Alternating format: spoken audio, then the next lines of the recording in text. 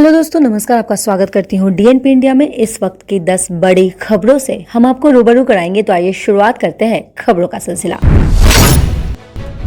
भारत के खेल इतिहास में सबसे प्रभावशील व्यक्ति, जिसे हॉकी के जादूगर के नाम से जाना जाता है, खेल रत्न अवार्ड खेल की दुनिया में शानदार उपलब्धि हासिल करने वाले खिलाड़ी को दिया जाता है। इसका नाम राजीव गांधी खेल रत्न अवार्ड है, जिसे अब बदलकर मेजर ध्यानचंद खेल रत्न अवार्ड किया जाएगा।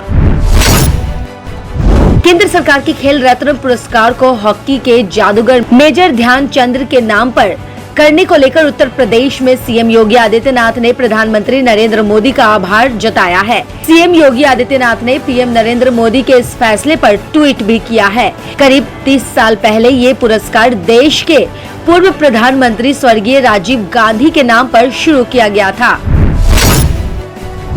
मणिपुर के मुख्यमंत्री एन बीरेन सिंह ने खुलासा किया है कि प्रधानमंत्री नरेंद्र मोदी ने 2 एथलीटों को टोक्यो ओलंपिक खेलों से पहले अमेरिका में बेहतर चिकित्सा देखभाल और प्रशिक्षण प्राप्त करने में मदद के लिए हस्तक्षेप किया था। उन्होंने बताया कि इस एथलीटों में एक टोक्यो ओलंपिक में सिल्वर मेडल जीतने वाली मीराबाई चानू भी है। मुख्यमंत्री एम बीरेन सिंह प्रधानमंत्री के साथ शीर्ष नेतृत्व से आशीर्वाद लेने और विधानसभा चुनाव से पहले राज्य में अलग अलग बुनियादी ढांचा संबंधित परियोजनाओं के लिए वित्तीय सहायता लेने के लिए दिल्ली में हैं।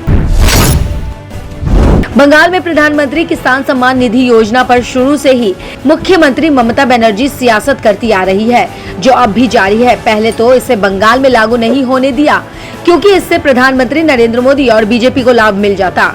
जब विधानसभा चुनाव सिर पर आया तो बीजेपी नेताओं ने इसे मुद्दा बनाया, तो कहीं सियासी नुकसान न हो जाए, तो इसे अनमने तरीके से ममता ने पत्र लिखकर योजना लागू करने पर सहमति जताई। विधानसभा चुनाव के दौरान पीएम मोदी से लेकर केंद्रीय गृह मंत्री अमित शाह तक ये कहते हैं कि ममता सरकार किसानों की सूची नहीं भेज रही है।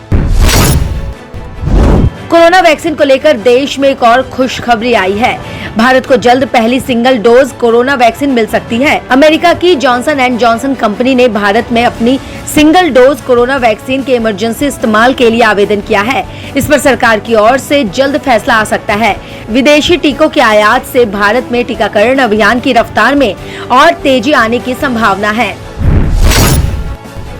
सरकारी कर्मचारियों के लिए 2021 अच्छा बीत रहा है, क्योंकि मोदी सरकार उन पर पूरी तरह मेहरबान है। सरकार ने साफ कर दिया है कि वो उनके भत्तों और दूसरे पर्क्स में से कोई कटौती नहीं करेगी। राज्यसभा में वित्त राज्य मंत्री पंकज चौधरी ने खुद इसका ऐलान किया है। दरअसल सरकारी कर्मचारियों को भत्तों में कटौती को लेकर भय था। उनके इस डर को दूर करने के लिए एक राज्यसभा सदस्य ने इस बारे में वित्त राज्य मंत्री से सवाल ही पूछ लिया।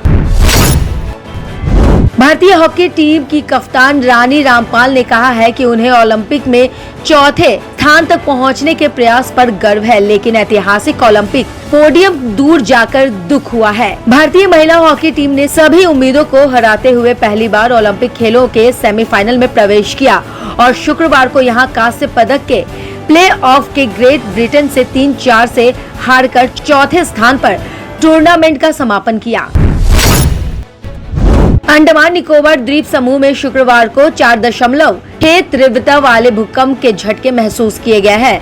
नेशनल सेंटर फॉर सिस्मोलॉजी के मुताबिक आज दोपहर 1:49 पर आए इस भूकंप का केंद्र निकोबार आइलैंड था। 150 किलोमीटर गहराई से आए इस भूकंप के झटके से पहले असम के मोरी गांव में भी आज 3.2 की तीव्रता वाले झटके महसूस किए गए थे।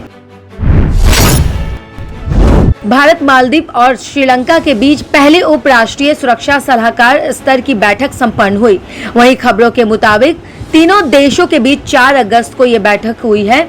बताया गया है कि इस दौरान बांग्लादेश, मॉरिशस और सेशनल देशों ने भी पर्यवेक्षकों के रूप में भाग लिया था। बता दें कि यह बैठक नवंबर 2020 में हुई भारत, बांग्लादेश और श्रीलंका की NSA स्तर की बैठक से जोड़कर देखी जा रही है। पहले हुई बैठक में चीन के संबंध में अधिक चर्चा हुई थी। दुनिया भर में डेल्टा वेरिएंट के मामलों में तेजी से प्रसार के बाद दुनिया भर में वैक्सीन की मांग बढ़ी है। दुनिया के सभी मुल्क जल्द से जल्द अपनी आबादी का वैक्सीनेशन कराना चाहते हैं, लेकिन वैक्सीन की कमी के कारण मांग और आपूर्ति का मामला बिगड़ गया है। वैक्सीन की जितनी डिमांड है उतनी सप्लाई नहीं हो पा रही है। ऐसे में अब चीन वैक्सीन बाजार में दबाव बनाने की योजना बना रहा है। एक बार फिर चीन की वैक्सीन डिप्लोमेसी सुर्खियों में है। खबरों की और जानकारी के लिए देखते रहिए DNP इंडिया। तब तक के लिए नमस्कार।